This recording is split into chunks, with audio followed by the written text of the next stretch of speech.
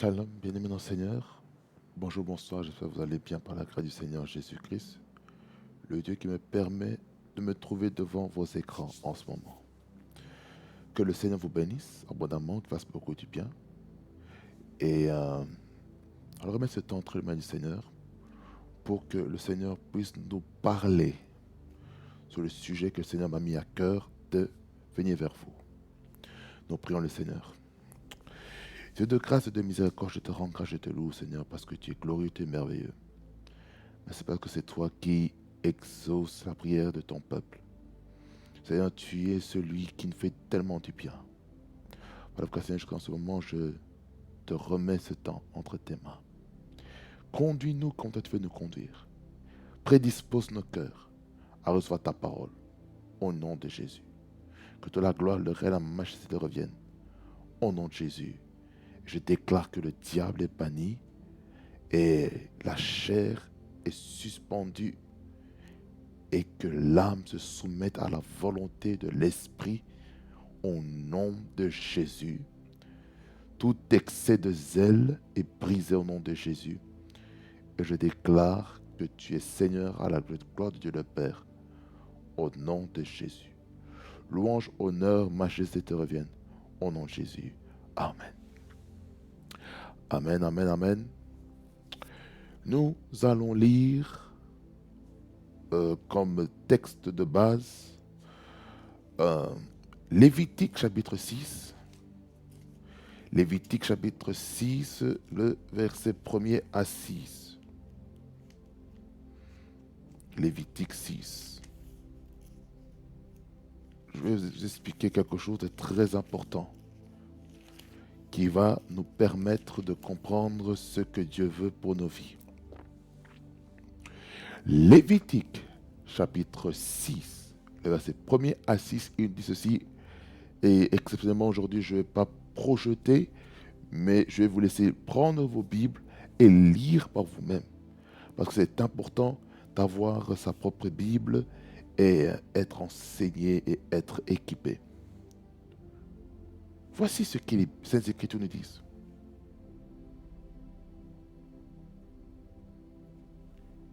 Les Saintes Écritures nous disent ceci. L'Éternel parla à Moïse et dit, donne cet ordre à Aaron et à ses fils et dit, voici la loi de l'Holocauste. L'Holocauste restera sur le foyer de l'autel toute la nuit jusqu'au matin, et le feu brûlera sur l'autel.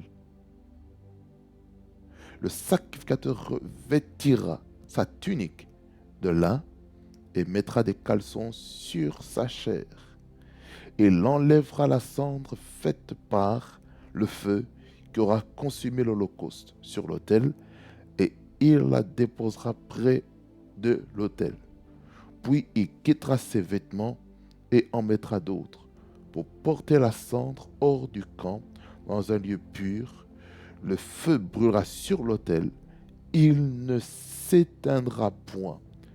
Chaque matin, le sacrificateur y allumera du bois, arrangera l'holocauste et brûlera la graisse des sacrifices d'action de grâce. Le feu brûlera continuellement sur l'autel, il ne s'éteindra point. Amen. Quelqu'un peut dire Amen là où est-ce qu'il est. Vous voyez, ce texte-ci est un texte vraiment très important et j'intitule notre thème que le feu de l'autel ne s'éteigne jamais. Je vais plutôt dire que le feu de ton autel ne s'éteigne jamais. Nous allons aller voir rapidement la signification du mot autel. Le mot autel vient de l'hébreu qui veut dire misbéach. Misbéach. Un autel. Maintenant, pour comprendre ça, il faut qu'on comprenne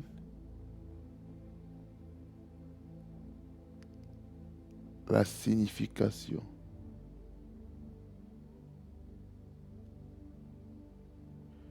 que veut dire autel? Je pense ici, il ne veut pas... Il faut savoir qu'un autel, c'est un lieu où on fait les sacrifices.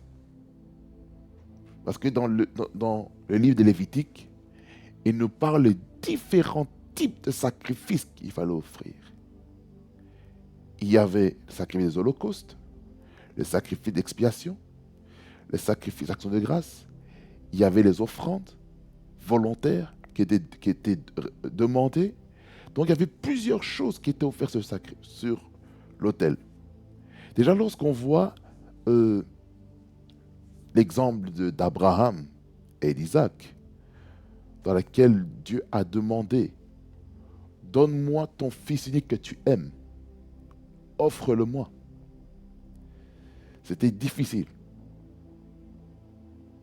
Mais il a mis dans le sens où il devait partir pour adorer.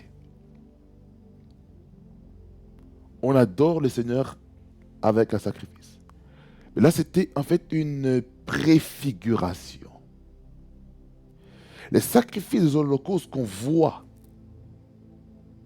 dans l'Ancien Testament est une préfiguration de ce que Dieu attend de nous en tant qu'enfants de Dieu. Qu'est-ce que Dieu attend de nous? Dieu attend de nous que nous soyons des sacrifices. Vous voyez?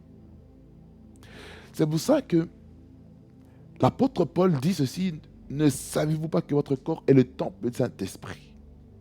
Il dit aussi dans Romains 12, verset 1er, que nous connaissons très très très bien, qui demande qu'on puisse offrir nos corps comme un sacrifice vivant, saint et agréable. Ce qui sera pour nous un culte raisonnable. Et vu que nous, en tant qu'enfants de Dieu, lorsqu'on offre un sacrifice qui sent bon devant Dieu, parce que dans le temps ancien, il fallait aussi amener aussi le parfum au-dessus du sacrifice pour que lorsque Dieu va sentir ça, ça allait sentir bon. Donc ce sera un sacrifice de bonne odeur, une offrande de bonne odeur. Vous voyez? Ici, dans le contexte, on parle des offrandes. Mais moi, j'aimerais vous parler vraiment sur qu'est-ce qu'il faut faire, en fait, pour entretenir le feu de l'autel. Parce que, ici, dans le texte, on nous dit, à partir du verset 5 jusqu'au verset 6, parce que c'est là où se trouve le socle du message. C'est dans le verset 5 et le verset 6 qui nous explique que le feu de l'autel doit toujours rester allumé. Ça veut dire ceci, qu'en tant qu'enfant de Dieu, en tant que chrétien, nous devons tout faire pour que notre autel soit toujours enflammé. Ça veut dire que nous devons toujours être zélés pour Dieu. Nous devons toujours avoir le feu en nous. Maintenant, il faut entretenir cette flamme. Certains reçoivent le feu dans la prière, dans les jeûnes. Ils reçoivent aussi ce feu-là par les impactations, par les impositions des mains.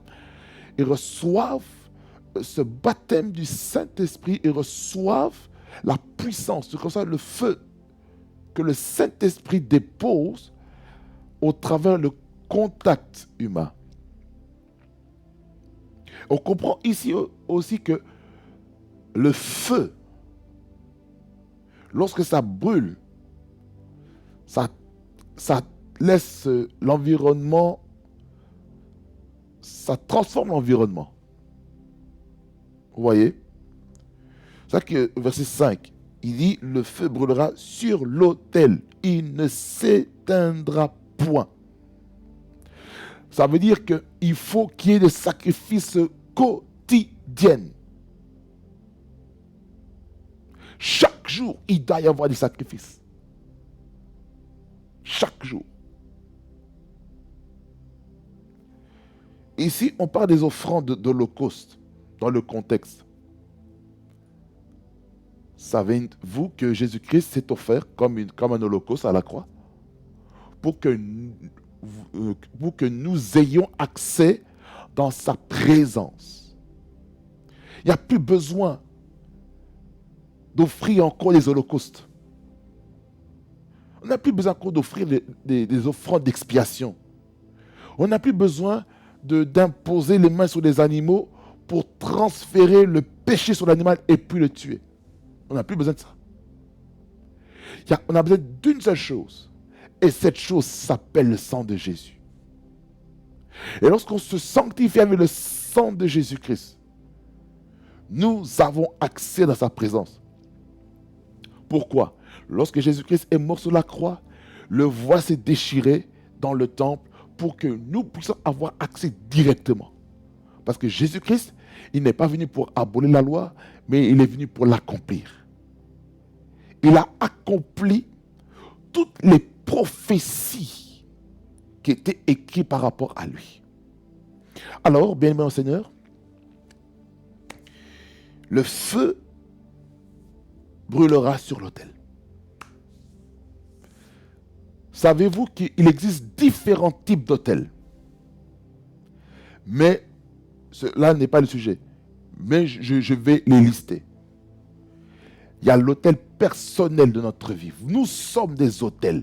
Bien-aimés enseignants, nous sommes des autels mobiles dans lesquels Dieu peut se révéler. On peut être dans notre domicile en train de prier. Et là, dans notre maison, il y a aussi un autel de prière.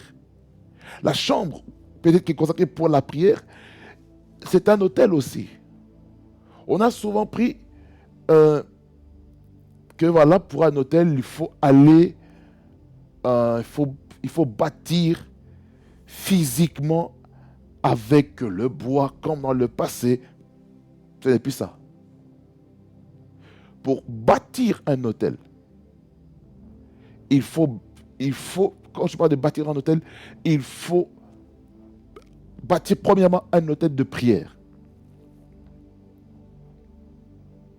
L'autel de la prière doit être bâti. Vous savez, si on n'apprend pas à bâtir nous-mêmes un autel de la prière, on sera un jouet entre les mains du diable. On sera un jouet entre les mains des sorciers, entre les mains des occultistes, des francs-maçons. On sera vulnérable face à nos ennemis. Pourquoi? Parce qu'on n'a pas pris le temps de bâtir personnellement l'autel de la prière. L'autel de la prière, l'autel des jeûnes, l'autel de l'intercession. On bâtit aussi l'autel. Vous savez, on bâtit l'autel par le service qu'on fait pour le Seigneur. C'est un autel qu'on fait. C'est un monument.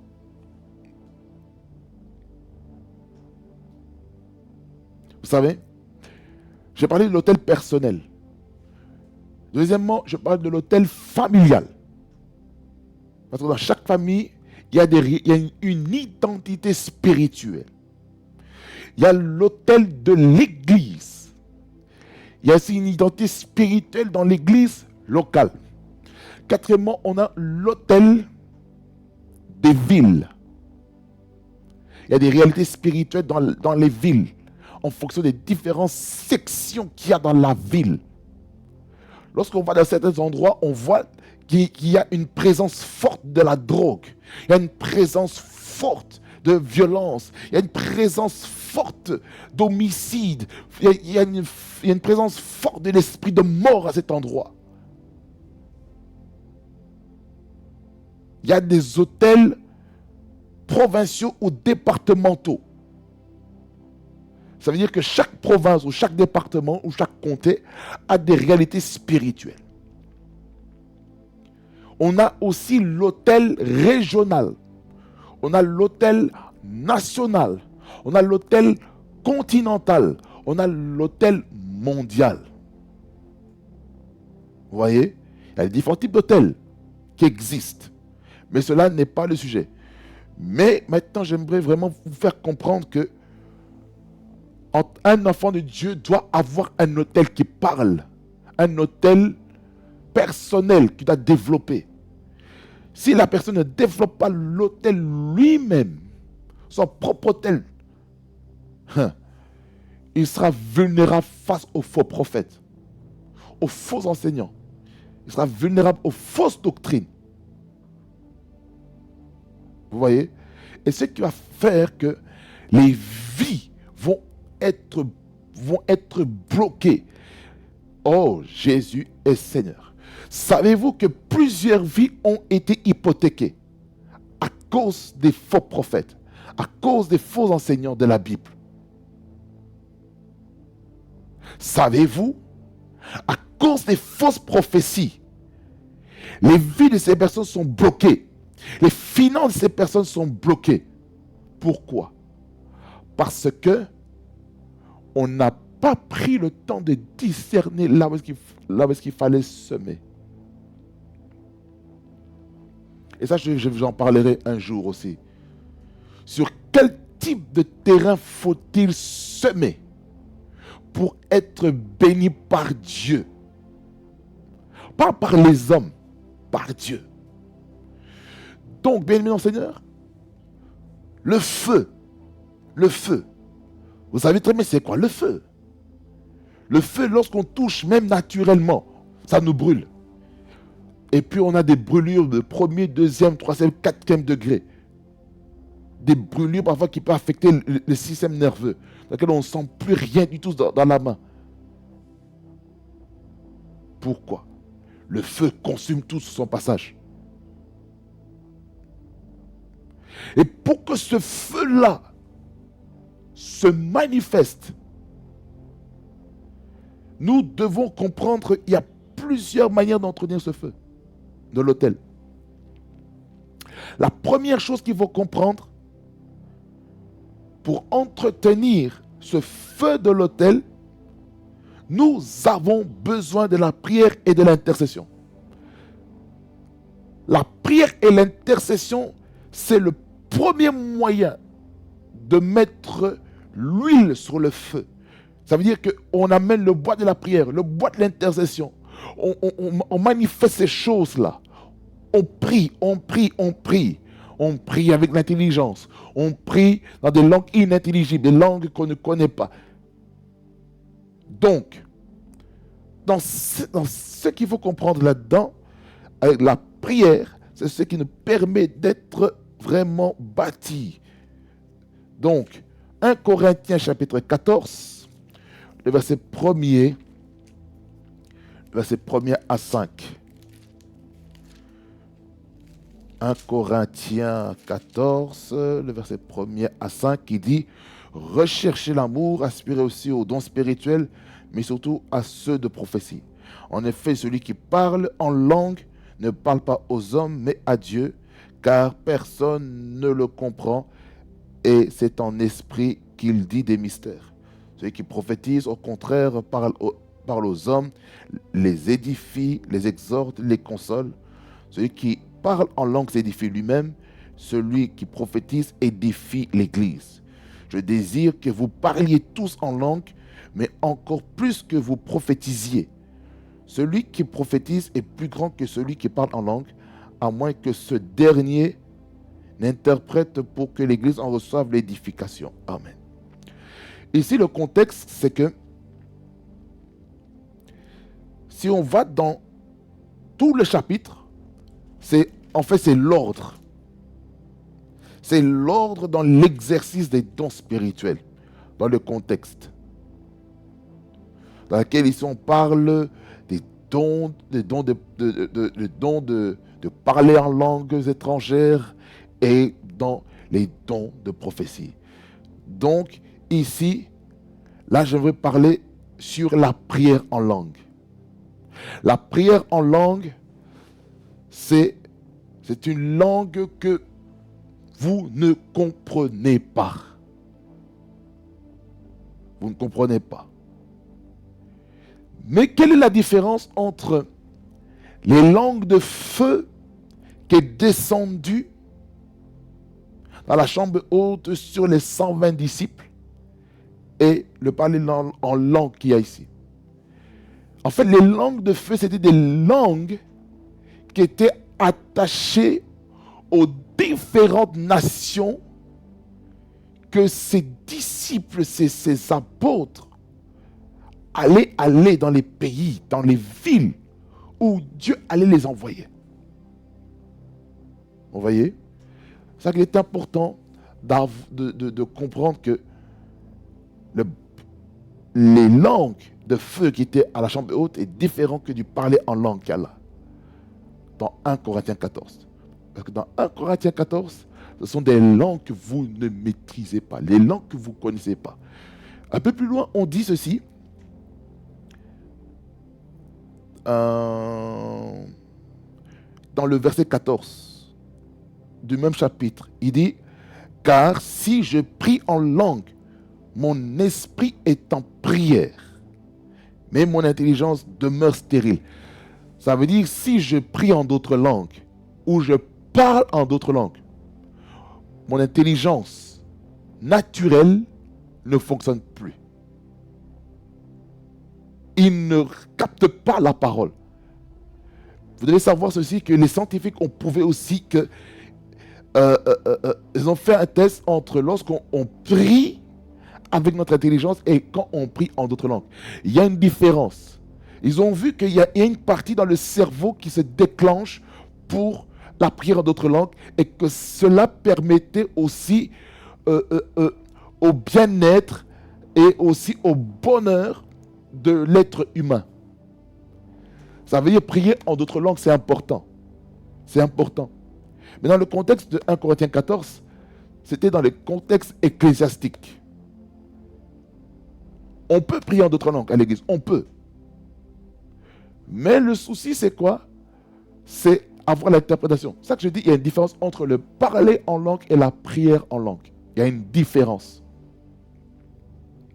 Le parler en langue, c'est comme quand je vous parle maintenant. Par exemple, je peux dire Reko prestegesti blagosta. Je dis ça, c'est pour moi, ça m'édifie moi. Mais peut-être pour vous, vous n'avez peut-être pas la signification. Mais peut-être vous qui suivez ce programme, vous avez le don d'interprétation des langues. Et vous allez interpréter ce que je viens de dire.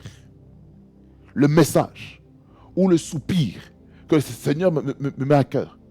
Vous comprenez? Donc, la prière et l'intercession. Donc, ici, on voit vraiment la valeur et l'importance de la prière en langue. C'est pour ça que dans Jude,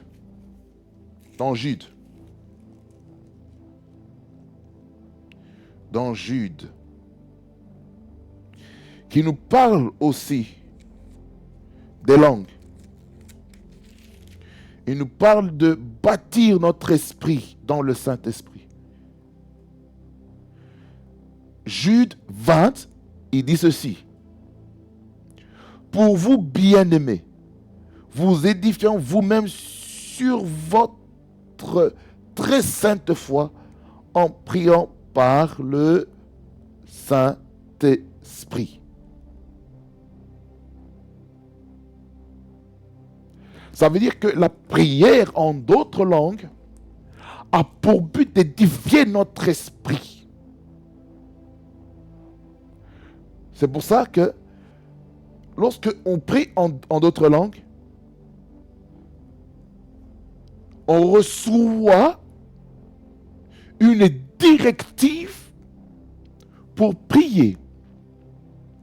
En tout cas, quand on prie en langue chez soi à la maison, on brise toque prêt, on parle en d'autres langues et on reçoit maintenant des directives. Voilà, quand je prie en d'autres langues, Seigneur, en fait, ça veut dire que notre esprit est en train de prier au Saint-Esprit. En fait, il y a une communication. Comme si je suis en train de dire, Seigneur, dans quelle direction aller? le Saint-Esprit vous mettra le fardeau. Par exemple, prie pour telle personne. Alors là, le Saint-Esprit est en train de vous conduire vers l'intercession. C'est quoi l'intercession? Une des fonctions, un des métiers qui se rapporte, qui se ressemble à ça, c'est le métier d'avocat. Le métier d'avocat est là pour plaider en faveur de quelqu'un. Ça veut dire que quelqu'un qui intercède, il dit Seigneur, étends ta main sur ton enfant, étends ta main, agis dans sa vie, change sa situation. Regarde ce qui se passe. Regarde ton enfant, ton fils, il est en train de souffrir. Regarde ta fille, elle vit tel combat. Je t'en supplie, Seigneur, fais quelque chose. Là, en tant qu'intercesseur, nous devons avoir la parole de Dieu. Et lorsqu'on a la parole de Dieu, en tout cas, le Seigneur va nous faire beaucoup du bien. C'est pourquoi, en tant qu'enfant de Dieu, nous devons comprendre que la prière et l'intercession, c'est quelque chose qui est important d'avoir. Si nous n'avons pas l'intercession dans notre vie, on ne pourra pas aller loin. C'est pour ça que Colossiens chapitre 4, le verset 2 à 4, il nous dit ceci. Je vais directement dans les Écritures, parce que là, ce n'est pas le prédicateur, mais c'est l'enseignant. Colossiens chapitre 4, verset 2 à 4, il nous dit ceci. Persévérez dans la prière. Veillez-y avec action de grâce. Priez en même temps pour nous, afin que Dieu nous ouvre une porte pour la parole, en sorte que je puisse annoncer le mystère de Christ, pour lequel je suis dans les chaînes, et le faire connaître comme je dois en parler. Vous voyez, le but de l'intercession, ici, l'intercession, c'est en faveur de l'apôtre Paul. Parce qu'il est emprisonné, il est dans les chaînes. Ça veut dire que l'intercession n'est pas pour nous, c'est pour les autres. Ça veut dire que l'intercesseur prie aussi pour les familles. L'intercesseur prie pour les nations. L'intercesseur prie pour la politique. L'intercesseur prie pour l'armée, pour les militaires. L'intercesseur prie pour les institutions bancaires. Les intercesseurs prient pour les frères et sœurs en Christ. Les intercesseurs prient pour les missionnaires. Les intercesseurs prient pour les prédicateurs. Les intercesseurs prient pour les adorateurs qui adorent en esprit et en vérité. Les intercesseurs prient pour les cas de délivrance, pour des cas très compliqués dans lesquels on a besoin des intercesseurs. Donc, l'équipe d'intercession est très importante. Et la Bible dit que je cherche un homme qui se tiendra à la brèche, mais je ne trouve point. Ça veut dire par là quoi? Dieu cherche un intercesseur. Dieu cherche quelqu'un qui va prier, qui va invoquer le Seigneur. Je pense que le Saint-Esprit veut que je m'arrête ici pour cet épisode sur la prière et l'intercession. Parce que c'est ça qui alimente l'onction. C'est ça qui alimente le feu de l'autel afin que ça ne s'éteint pas. Le diable, il sait, si un enfant de Dieu ne prie pas, il sera une proie facile pour le diable. Il va lancer des flèches dans la pensée. Il va lancer des flèches dans le cœur, dans les émotions. Il va lancer des flèches dans les finances. Il va lancer des flèches dans la vie de vos enfants, dans la vie de vos maris, dans la vie de vos épouses, dans la vie du peuple de Dieu, dans la vie des serviteurs, des servants de Dieu, ceux qui prêchent la parole de Dieu. Il va lancer des attaques comme pas possible. Oh my God! Le diable, il sait, il connaît la puissance de la prière. Pas seulement la prière comme ça qui fait du bruit, mais la prière qui se base sur les Saintes Écritures. Et ça, au prochain épisode, je vous parlerai sur la lecture, l'étude et la méditation de la parole de Dieu. Mais en cet épisode, je vais m'arrêter, je vais m'appesantir sur la prière et l'intercession. C'est ça ce qui m'intéresse. Et qu'est-ce que Dieu veut? Dieu veut, en tant qu'enfant de Dieu, dans 1 Thessaloniciens chapitre 5, excusez-moi, le verset 17, il nous dit ceci, priez sans cesse. Dans d'autres versions, la version amplifiée, il dit il faut prier sans cesse avec persévérance. C'est que Dieu veut qu'on puisse prier avec persévérance. Il ne veut pas qu'on se relâche. Ça veut dire quoi? Aujourd'hui, on prie, et puis demain, à cause de la fatigue, à cause des occupations de la journée, oh non, je ne vais pas prier la nuit. Oh non, j'ai la flemme, oh non, je suis malade, oh non, je suis fatigué, laissez-moi un peu dormir. Oh. Et pourtant, tu as mis le réveil. Tu as mis le réveil à 4 h du matin ou à 3 h du matin pour prier. Mais tu t'es encore rendormi. Comprends une chose, que le diable attaque le temps de la réunion que tu avais fixée avec Dieu. Combien de personnes le diable a attaqué dans leur vie de prière? Le Seigneur veut qu'on puisse vaquer à la prière. Il ne veut pas qu'on puisse se relâcher. Combien de personnes se sont relâchées dans la prière? Dieu ne veut pas qu'on se relâche dans la prière.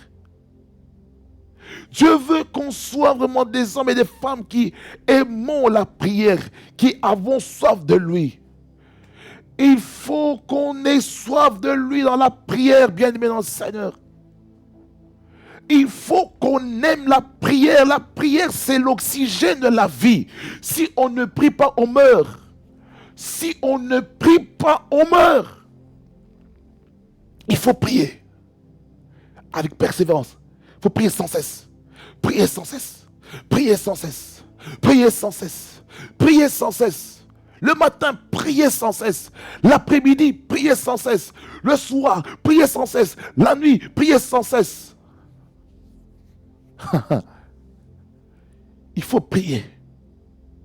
Je sens l'onction de Dieu. Et moi, t'es calé à Maosa. Et m'breka. Il faut prier. Il faut prier, bien-aimé. Il faut prier. Il faut prier. Il ne faut pas laisser le diable dire je t'ai eu. Savez, oh my God. Savez-vous qu'il y a des esprits paralysants qui vous empêchent de prier? Il y a des esprits comme ça. Certains sont paralysés. Ils n'arrivent pas à prier. Ils ont la volonté dans leur esprit de prier. Mais la chair, elle est faible. La Bible dit que l'esprit est bien disposé, mais la chair est faible. C'est pourquoi nous devons tout faire pour se lever dans la prière. Il faut se faire violence. Le royaume appartient aux violents. Et seuls les violents s'en emparent. Il faut être des hommes et des femmes de prière. Sans la prière, on ne peut pas aller loin. Sans l'intercession, Dieu ne peut pas agir sur la terre. C'est pourquoi Dieu attend des intercesseurs et des intercesseuses pour se lever par rapport à la situation des vies des gens. J'aimerais vous dire ceci. Il y a certaines prières que Dieu ne va pas répondre pour vos propres sujets, mais que Dieu va répondre pour le sujet d'une autre personne. Puis quelqu'un va t'appeler. Tu sais ce qui m'est arrivé? Il m'est arrivé ça. Ah bon? Oh, gloire à Dieu. Dieu a répondu à ta prière parce que tu as répondu aux intérêts du royaume. Ça veut dire qu'il y a certaines prières qu'on fait. La Bible dit, vous ne recevez pas parce que vous demandez mal.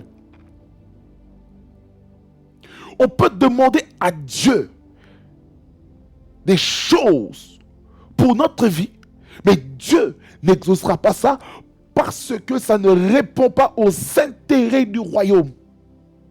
Je sens l'onction de Dieu.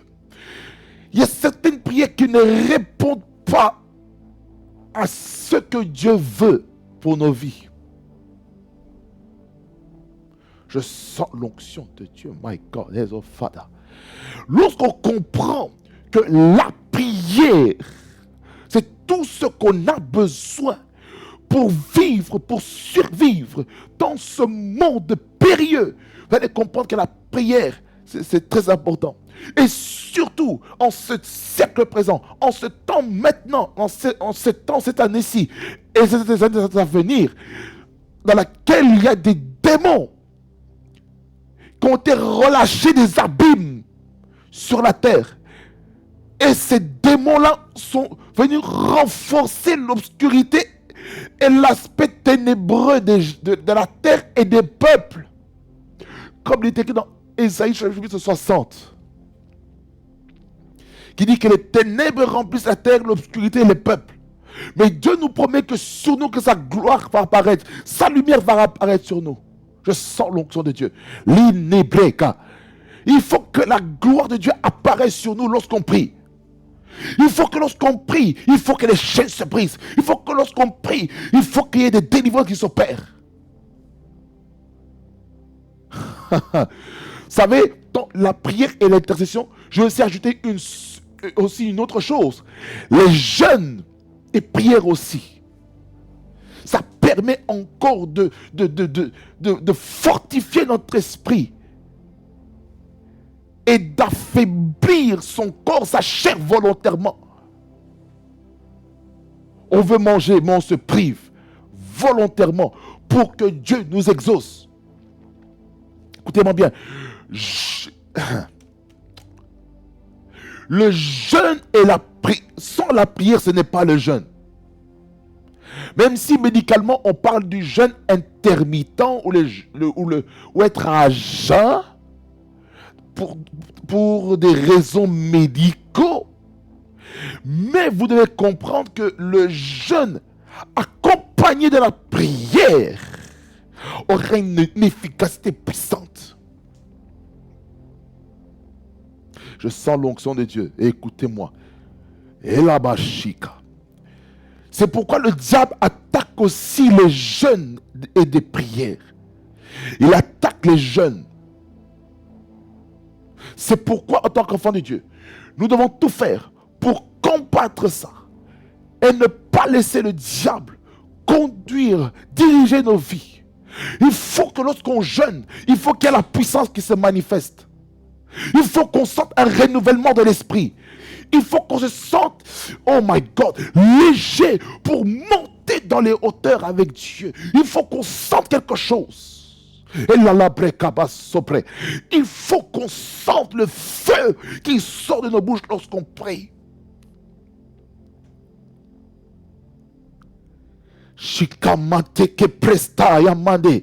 Pendant que je suis en train de parler, je sens la puissance de Dieu en train de sortir de ma bouche. Je sens la puissance de Dieu en train de sortir. Oh my God. Ça c'est, oh my God, je suis en train... Ça c'est un autre point sur la proclamation de l'évangile. Je sens l'onction de Dieu. Parce que lorsque je parle de la prière, parce que je sais que la prière fervente du juste, comme dit dans Jacques, elle a une grande efficacité.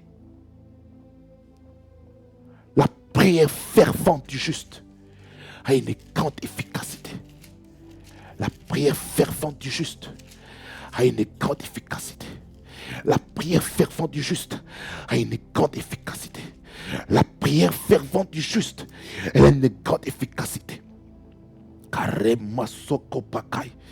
Yenere masanda baba bakanda kaya baba baba.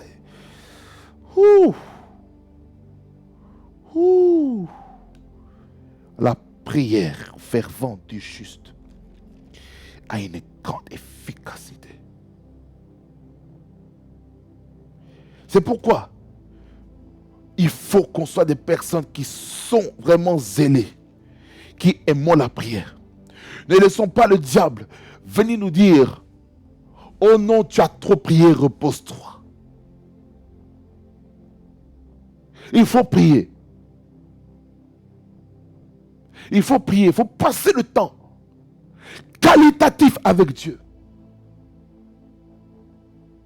Lorsqu'on prie auprès du Seigneur, nous devons apprendre à aller droit au but.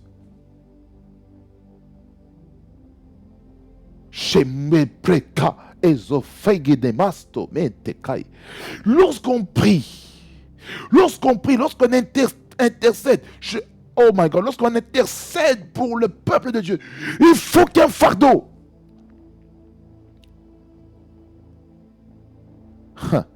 L'intercession vient avec un fardeau. Oh my God, il y a un fardeau pour quoi et pour qui? Quelle est la situation qui te trouble, qui te rend malade? Quel est le domaine tu dois intercéder? Quel est le domaine tu dois vraiment frapper à la porte du ciel? Quel est le domaine dans lequel tu dois prendre ton dossier pour aller devant le juge, pour dire, Seigneur, ça ne va pas? Mais si tu ne réponds pas aujourd'hui, retourne encore le second jour. Si tu ne réponds pas le deuxième jour, retourne au troisième jour. Si tu ne réponds pas le troisième jour, va encore au quatrième jour, cinquième, sixième, septième jour. Il ne te répond toujours pas. Continue jusqu'au 21e jour. Comme Daniel, il a jeûné pendant 21 jours. Écoutez-moi bien, écoutez-moi bien. Vous savez ce qui s'est passé? Il y a l'ange Gabriel qui est venu avec la réponse à la prière. Aïe, aïe, aïe. Mais la Bible dit que le prince de Perse m'a bloqué. Il a fallu attendre que l'ange Michael, l'ange guerrier, l'ange qui était spécialisé dans tout ce qui est la guerre, dans les combats, pour détruire, pour laisser le passage, pour que la réponse à la prière se manifeste. L'élément Shika Babababas Kete Yababababaskata. Kuriema Soko Bababashike Bababo Sate Kabai. Spirit of prayer, Manama Soko Bate Ya Pristoko Baitekai. Ilalabashete Kiribo Satakabashete. Oh la basoko bosh, yabababakata, yibakoto, sabababosh, epoko, epoato, epete, wataprukikus, abai, imando. Lorsqu'il y a un fardeau, bien aimé, lorsqu'il y a un fardeau qui pèse dans le cœur, il faut le libérer. Il faut, ça parfois, pour décharger le fardeau que Dieu vous donne, ça peut prendre 2 heures du temps. Parfois, le fardeau que Dieu vous donne, ça peut prendre 3 heures du temps. Oh la lepla sakada sheta. Parfois le fardeau, vous savez, ça peut prendre 4 heures, 5 heures, 6 heures pour relâcher ce fardeau qu'il y a en vous. Le fardeau. Il y a des gens qui prêchent sous le fardeau. Oh, je suis dans la prière et l'intercession. Pourquoi je suis dans la proclamation de la parole? Chalabre, kasobre, latouze, kaïna. Lorsqu'il y a le fardeau de la prière, lorsqu'il y a le fardeau de l'intercession, écoutez-moi bien. Sachez une chose, vous êtes en guerre. Parce que l'intercesseur, après être avocat, il est aussi un soldat, il est l'arme de guerre que Dieu utilise pour combattre le royaume des ténèbres dans la prière. L'intercesseur.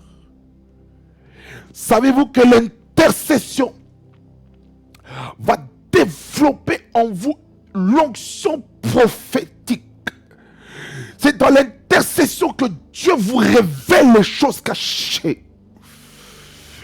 Vous priez pour quelqu'un qui est en train de vivre des situations compliquées dans sa vie.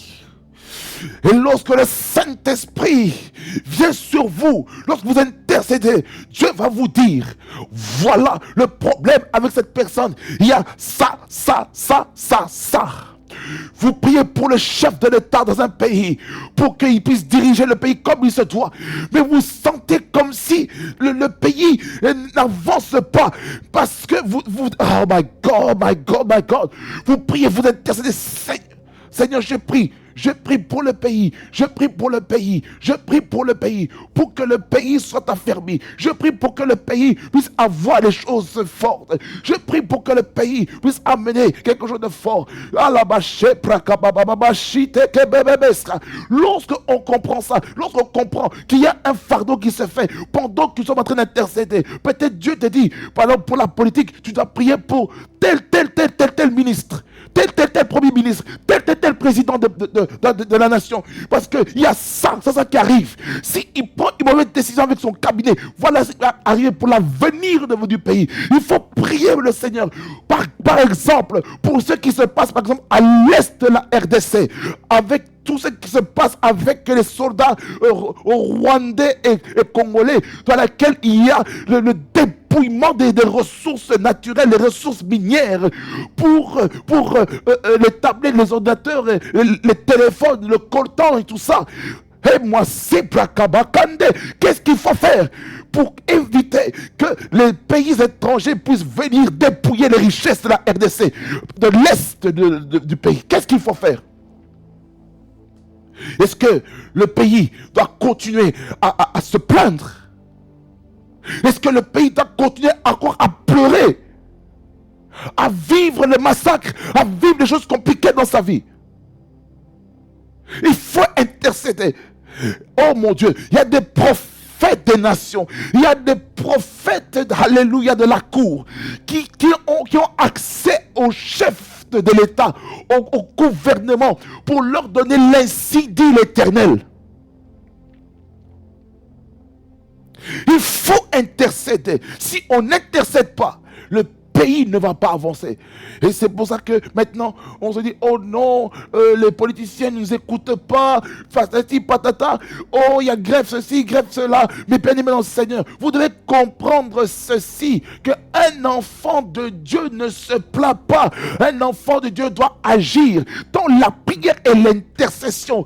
Une fois que Dieu a donné directive, maintenant on agit. S'il faut aller parler au gouvernement, il faut aller parler au gouvernement. Mais si je vais parler d'aller parler au gouvernement, ne parlez pas, intercédez encore, recevez les directives prophétiques. Qu'est-ce qu'il faut pour parler au chef de l'État? Est-ce qu'il doit continuer à se plaindre, à se morfondre sur lui-même, sur le sort de sa nation? Non, c'est pas ça la volonté de Dieu, qu'une nation puisse continuer à se plaindre. La volonté de Dieu pour les nations, c'est que les nations puissent être épanouies, que les nations se sentent à l'aise. C'est ça le but. Je sens l'onction et la révolte par rapport à la situation de l'Est de la RDC. Parce que là maintenant c'est le sang patriotique qui parle. Parce que je parle de la prière et l'intercession. Beaucoup de personnes ont prié et intercédé pour la situation de l'Est de la RDC.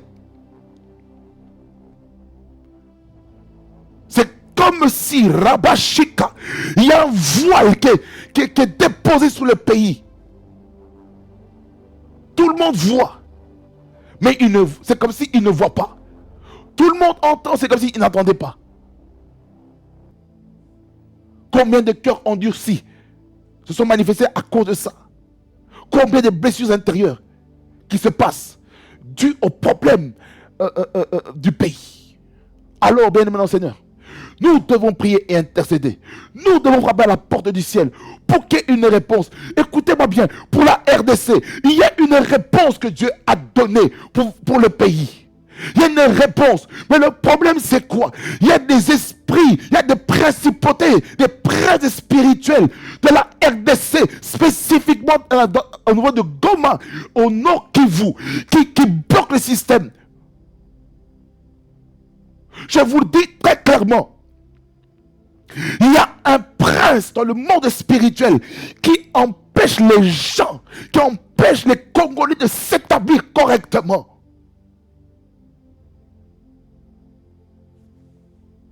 Vous devez faire la guerre au prince spirituel de la RDC pour que la RDC soit libre totalement.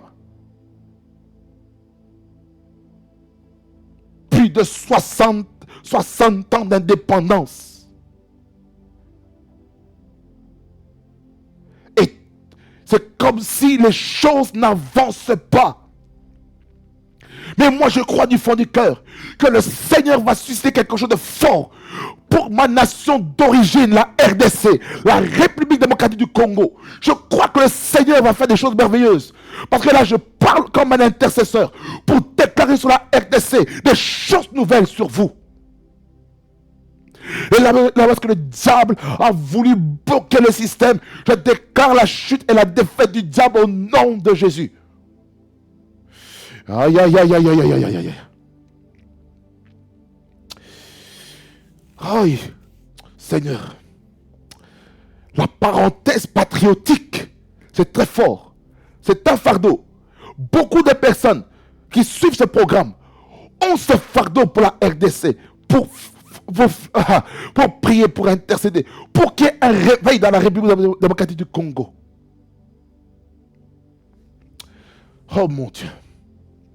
Je reviens dans mon message. Et puis je clôture ici. Le dernier passage, Éphésiens 6, verset 18 à 20. Faites en tout temps, par l'Esprit, toutes sortes de prières et de supplications. Veillez à cela avec une entière persévérance et priez pour tous les saints. Quand on dit prier pour tous les saints, c'est l'intercession encore. Dieu veut qu'on soit des vaillants guerriers dans la prière. Des généraux de la prière.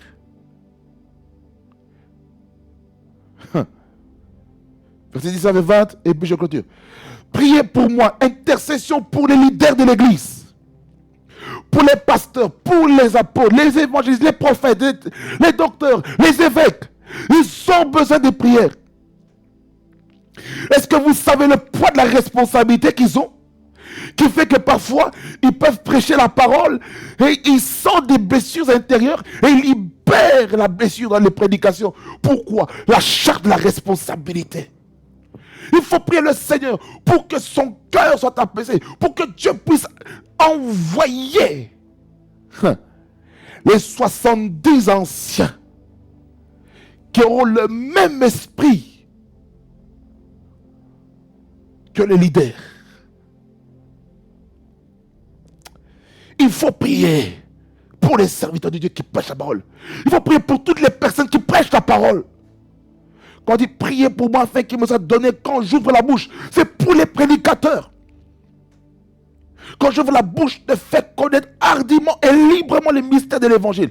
Ça veut dire par là quoi, il faut qu'on prie pour les serviteurs de Dieu, pour la liberté de l'évangile.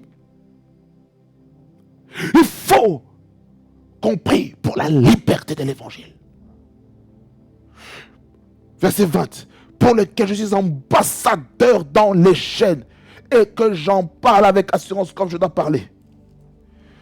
Dans les chaînes, il y a les chaînes physiques à la prison.